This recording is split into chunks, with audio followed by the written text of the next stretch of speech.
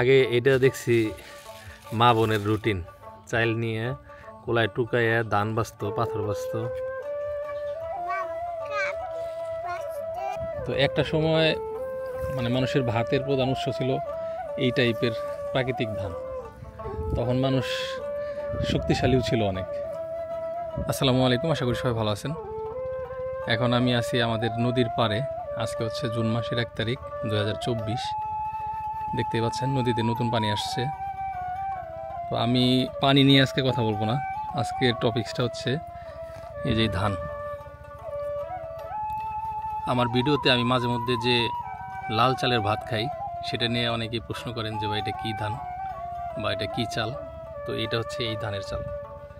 তো দেখে বুঝতেছেন এটা কিন্তু নর্মাল যে ইরি ধান সেরকম কিছু না। এই যে এখানে যে লাগাইছে জায়গায় জায়গায় একটা একটা করে ধান, মানে এখানে ধান ছিটাইছে। তো এই ধানে ইরি ধানের মতো কিন্তু আপনার কোনো পানি সেচ বা ওই টাইপের কোনো যত্নাত্তির প্রয়োজন নাই। জাস্ট ছিটিয়ে রাখছে, বৃষ্টির পানিতে যতটুকু বড় হইতেছে এরপরে যখন এই যে নদীর পানি বাড়তে বাড়তে এখানে চলে আসবে তখন পানির সাথে পাল্লা দিয়ে এই ধানটা মানে বড় হইতে থাকবে। তো আমাদের এলাকায় এটার মূলত আমন ধান বলে। এটার খিচুড়ি অনেক মজা, ভাতটাও অত মজা না, ভাতটা একটু খসখসা লাগে, এর জন্য অনেকে খাইতে মানে চায় না। বাট পুষ্টির দিক থেকে আপনি এটার মানে বিকল্প নাই বা তুলনা নাই। মানে নর্মাল যে আমরা ইরি ধান খাই ওটা তো অর্গানিক না, সারের উপরেই বড় হয়।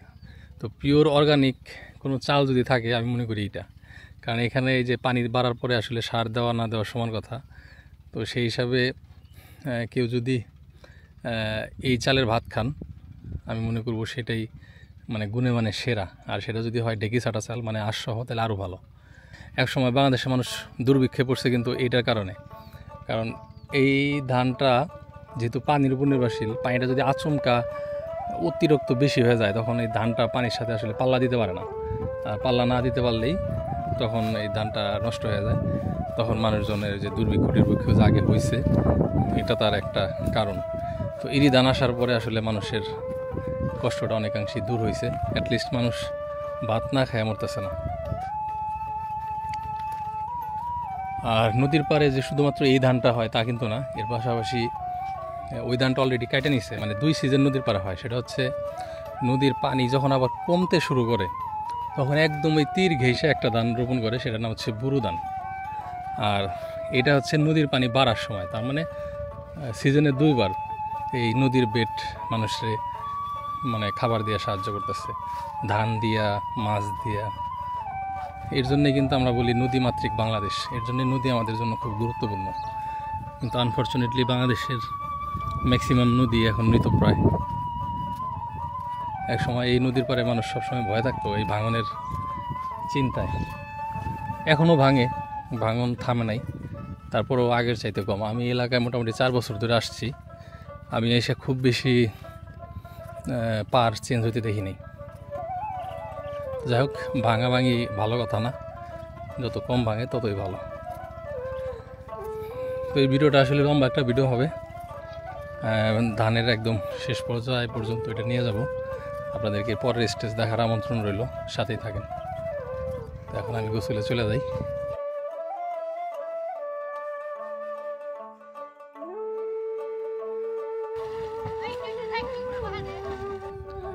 অনেকদিন পরে আবার আসলাম নদীতে গোসল করার জন্য। এর পাশাপাশি আপনাদেরকে সেই ধানগুলা দেখাবো। তো অনেকদিন আগে সেই ধানগুলা দেখেন কত বড় হয়ে গেছে। শুরুতে যখন দেখাইছিলাম তখন পানি ছিল একদম নিচের লেয়ারে, আর এখন যেখানে ধান লাগাইছে সেইখানে হচ্ছে আপনার এখন কোমর পানি, যদিও কিছুদিন আগে আরও বেশি ছিল। এবার এত তাড়াতাড়ি পানি কমে যাবে এটা এক্সপেক্ট করি নাই। তো এই ধানগুলোর সুবিধা হচ্ছে যে পানি বাড়ুক কমুক, পানির সাথে পাল্লা দিয়ে ওরা বড় হয়।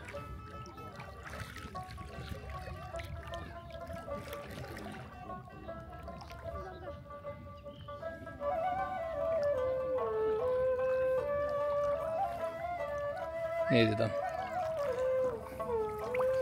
তা আমরা যে লাল চালের ভাত খাই এগুলোর থেকেই সেই ধানগুলো হবে।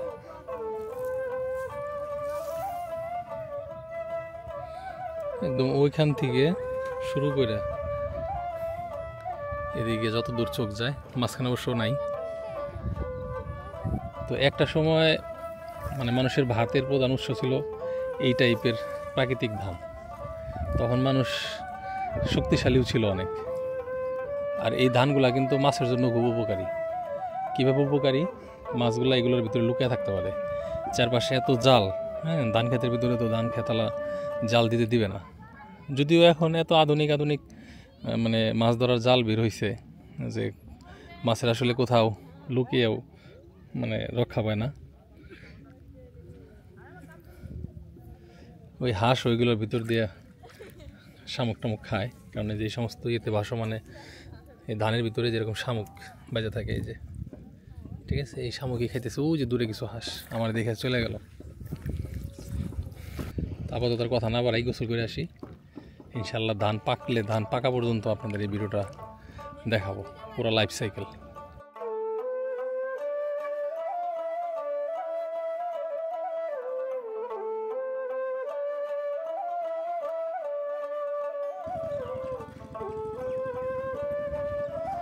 তো আজকে আবার 1 মাস পরে নদীর পাড়ে আসলাম। পানি অলরেডি নিচে নেমে গেছে, মানে মূল নদী যেটা সেখানে নেমে গেছে।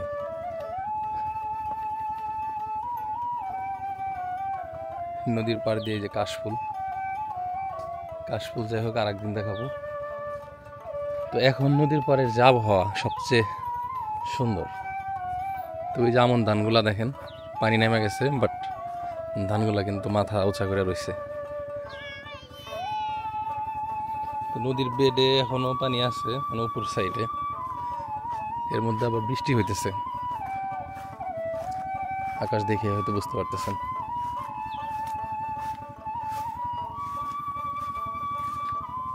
এই যে কলমি ফুল।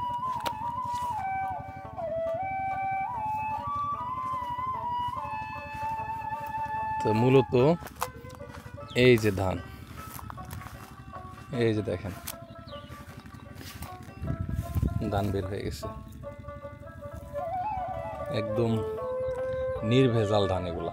হ্যাঁ, পানির সাথে পাল্লা দিয়ে ওরা এখনো টিকে আছে, যদিও ফলন আসলে এভাবে ভালো হয়নি। এই সাইড দিয়েও প্রচুর ধান ছিল, ওইদিকে তো আমি এখন কোনো ধানই দেখতেছি না, কিন্তু লাগাইছিল একদম ওই মাথা পর্যন্ত। ওগুলা হঠাৎ করে পানি ভরার কারণে একদম কচি অবস্থাতেই পানির তলে যদি পড়ে যায় সেক্ষেত্রে ধান নষ্ট হয়ে যায়। আর যদি একটু সময় পায় তাহলে ওরা ঠিকই মানে বাড়তে পারে।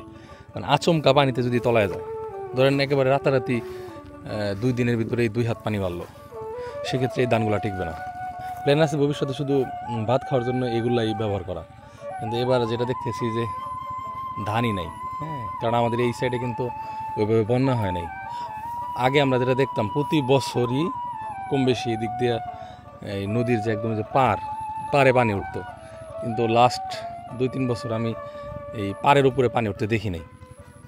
আর এখনকার বন্যাগুলা অনেকটাই আনপ্রেডিক্টেবল। যেমন সিলেট, যেখানে বন্যা সাধারণত হয় না, সেখানে উঠছিল এই বছর।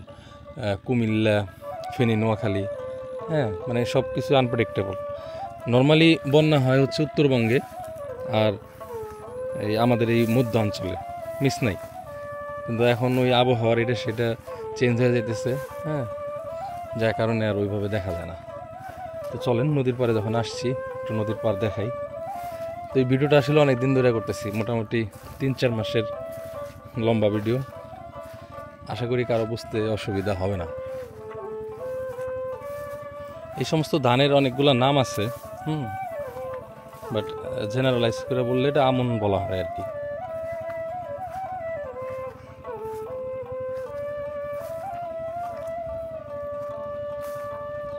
তুমি কি কলমি শাকের না ছেড়ে দে, এত আমার মেয়ে তো শহরের মেয়ে না।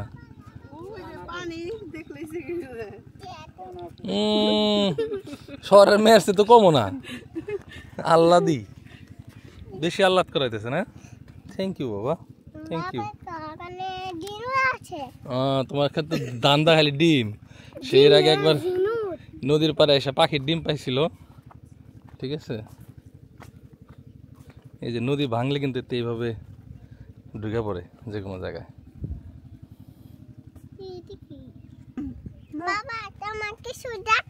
আমাকে কি কিছু দেখাবা? কি দেখাও? আঙ্কেলদেরকেও দেখাও। আয়াত কি দেখাবে আপনাদেরকে, দেখেন তো কি দেখাবা বলো, কি দেখাবা? এটা কচুরি পানা, আপনাদের কচুরি পানা দেখাইলো। আমি তো বলছি না জানি কি দেখাইবো। হ্যাঁ না, কেদার মধ্যে যাও না, এদিকে আসো, এদিকে আসো। এই যে তুমি এখন শহরের মেয়ে থেকে গ্রামের মেয়ে হয়ে যাইতেছ। ঠিক আছে, এতক্ষণ শহরের মেয়ের ভাব ধরছিলে, এখন তুমি আবার একবার খাঁটি গ্রামের মেয়ের রূপে ঢুকে যাবে। হ্যাঁ আসো, ওই তো এখন নিয়ে নিয়ে নিয়ে নিয়ে এখন কিন্তু ও তোর চেয়ে বড় গ্রামের মেয়ে হয়ে যাবো গা। ও কিন্তু বহুরূপী।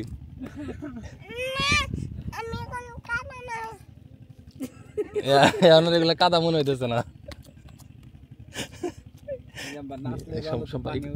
এই করবো, জামা নষ্ট করে ফেলাবে। এই যে আসো, এই যে আসো, এই যে এই যে হাত দিই আমরা এখানে। আচ্ছা, এইভাবে ঢুকার কারণ কি? কোন থেকে পানি এমনি করে ঢুইকে একবার না, এটি মানে বৃষ্টির পানির ভাই, এদিক দিয়ে বৃষ্টির পানি করাইছে, এখন বুঝতে পারছি। বৃষ্টির পানি মানে ঢল, হ্যাঁ হ্যাঁ হ্যাঁ, নদী ভাঙে নাই, রাইট। আমি তো ভুল ভাবছিলাম, এটা বৃষ্টির পানির লাইন। কিছু কি দেখবা মা, নদীর পারে তো আর কিছু নাই। ঠিক আছে, আমার মেয়ে খুব আশা নিয়ে আসছে কিছু কিছু সে দেখবে, কিন্তু আমি তো কিছুই দেখাইতে পারতেছি না। ওই যে একটা ছাগল, ওই ছাগল দেখবা, এই যে এখানে একটা পাটি দেখো, এই যে পাটি, এই যে এই পাটি এমনি ফালাই থেকে গেছে কে? মরা মানুষের পাটি,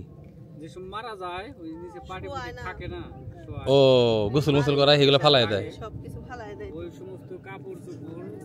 নদীতে বাসায় দেয়। আচ্ছা, মগু ভাই যেটা বললো, ওই যে মানুষ মারা যাওয়ার পরে যে পাটিতে শোয়া গোসল করায় বা বালিশ টালিশ থাকে, ওগুলা নদীতে এরকম বাসায় দেয়। তো এটা হয়তো সেরকম কারো, এর মধ্যে তো কয়েকজন মারা গেছে আমাদের এলাকায়, কিন্তু সেগুলোর নাম না, এগুলো মানে আরো দূরের থেকে আইছে।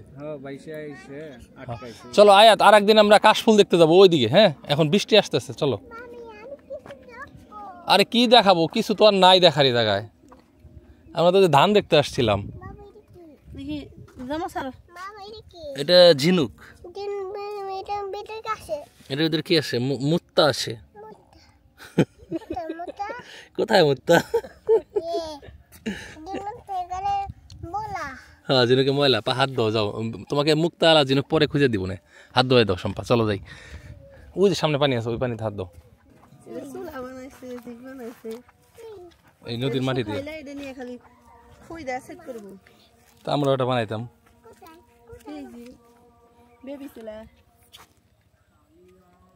মানে নদীর ওই যে পলি দিয়ে, এই যে এগুলো থেকে উঠাইছে, এই যে তাই না? তা তো বৃষ্টিতে নষ্ট হয়ে গেছে, আমরা ওটা বানাম না তাহলে। চলো, এই ধানটা কিন্তু দেখে মনে হচ্ছে যে ছোট, এখানে পানি হয়েছিল, কিন্তু ধরেন এই যে আমি যে দাঁড়াইছি বা যে সম্পাদে দাঁড়াইছি, সম্পার মাথার উপর দিয়ে কিন্তু এখানে পানি ছিল, তাহলে এখন আবার মনে হইতেছে যে সেই ইরি ধানের মতো ছোটো ছোটো। আসলে ব্যাপারটা তা না। এই যে ধানের যে গুঁড়া, এই যে দেখেন, এই যে এগুলা মাটির সাথে শুয়ে পড়ছে, শুয়ে জাস্ট এই যে এইভাবে শুধু এই যে মাথাটা হইলো দেখা যাইতেছে। তো এই কৃষকরা যখন এই কাটবে, তখন কিন্তু শুধু এই মাথার অংশটা কেটে নিয়ে যাবে, নিলে এই যে বাদ বাকি অংশটা কিন্তু জমিতে থাকে, আর ওইটা আবার আলাদা করে কাটে, ওইটারে বলে নাড়া। হ্যাঁ, আগে এরকম প্রচুর আবাদ হইতো, প্রচুর নাড়া পাওয়া যেত, ওগুলো জ্বালানি হিসাবেও ব্যবহার করা হয়, প্লাস ওই শীতকালে গরুর ঘরে বিছিয়ে দেওয়া হয় যাতে গরুর মানে শীত না লাগে। হ্যাঁ, মানে নানাবিধ ব্যবহার আছে। ইরি ধানের তো খের হিসাবে ব্যবহার হয়, এটাও তো মনে হয় উপরের অংশ খের হিসাবে, খের, আর নিচের অংশ জ্বালানি। তো আশা করতেছি আপনাদের এই আমন ধান সম্পর্কে একদম ক্লিয়ার একটা ধারণা হয়ে গেছে। আর এই নদীর পারে এই আমনের পাশাপাশি আর একটা ধান রোপণ করে, সেটা বলে বোরো, সেটা হলো এখন বুনবে। মানে এই যে পানি নেমে যেতেছে, এই পারে গুছি দিয়ে দিয়ে বুনতে থাকবো, ঠিক আছে? সেটাও কালো ধান। হ্যাঁ, তো দু রকমের ধানই নদীতে আসলে পাওয়া যায়, আমন আর বোরো, দৌড়াই মজা, তাই না? একটু বড় বড়। ভাই, তোমার কাছে বোরো ধান স্বাদ লাগে নাকি আমন স্বাদ লাগে? এটা এটা না আমার কাছে বুড়ো ধান ভালো লাগে, কারণ বুড়ো ধানের ভাত ছোট ছোট হয়। তো এবার বুড়ো ধানও আপনাদেরকে দেখাবো না। আমন ধান বুড়ো ধান তো ওটাই মজা, ইরি ধানের থেকে অনেক বেশি মজা। তবে বুড়ো ধান আমন ধান এগুলো বিষ মুক্ত, সার মুক্ত। সার, হ্যাঁ সার বিষ মুক্ত।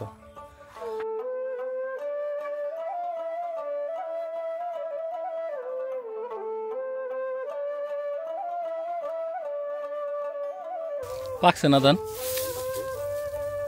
কাঁচা কাঁচা।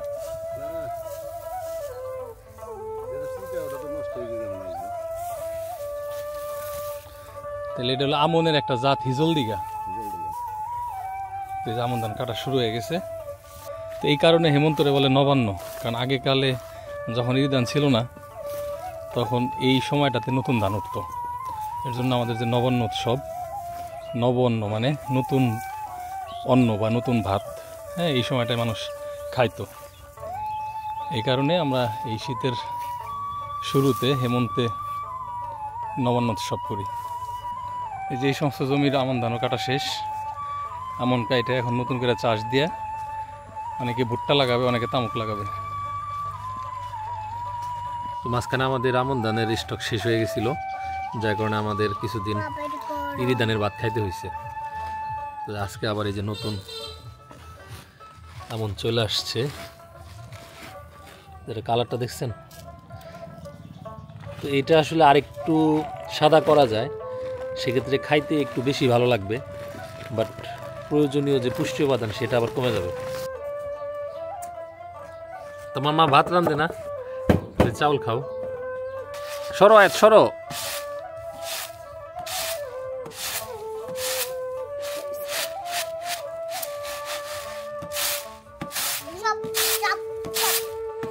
ঠিক আছে চলো আমরা ঘরে যাই, আম্মু রান্না করুক। ঠিক আছে নাকি তুমি আম্মুর সাথে চাল বাসপা? আগে এটা দেখছি মা বোনের রুটিন, চাইল নিয়ে কোলায় টুকাইয়া ধান বাঁচত, পাথর বাঁচত। পাথর বাঁচত। তুমি সামনে বেড়া বেড়া করলে টুকা দিবি কেমনি? চলো আমরা ঘরে যাই। নিয়ে যাও। আচ্ছা আচ্ছা চলো। আলহামদুলিল্লাহ আমনের চাল ব্যাক টু দ্য মেনু। একদম মার গালছো না, তো এটার মার ফালায় দেওয়া উচিত না। ঠিক আছে, এটার মারটা আরো বেশি মজা এবং ওটার ভিতরে পুষ্টির উপাদান আরো বেশি, কিন্তু মার না ফালাইলে চাউলটা আর একটু খসখসা হয়, তাই না? হ্যাঁ, তো অনেকেই ই করতে পারে। তো সবচেয়ে বেস্ট অপশন হচ্ছে মাঠটা না মানে ফালাইয়া দিলেও সেটা মানে খাবার হিসাবে ইউজ করবেন, লবণ দিয়ে খেয়ে ফেলবেন, এরপরে ভাত এভাবে খাবেন, তাইলে মানে দুইটা বেনিফিটই পাবেন। তো আজকের তরকারি হচ্ছে মাসকলাইয়ের ডাল, আলুর চাশনি ভর্তা, লাউ ভাজি না, আর পুঁটি মাছ ভাজি। তুমি পুঁটি মাছ খাবা? ওকে, আমি একটু খেয়ে নিই। বিসমিল্লাহ। নো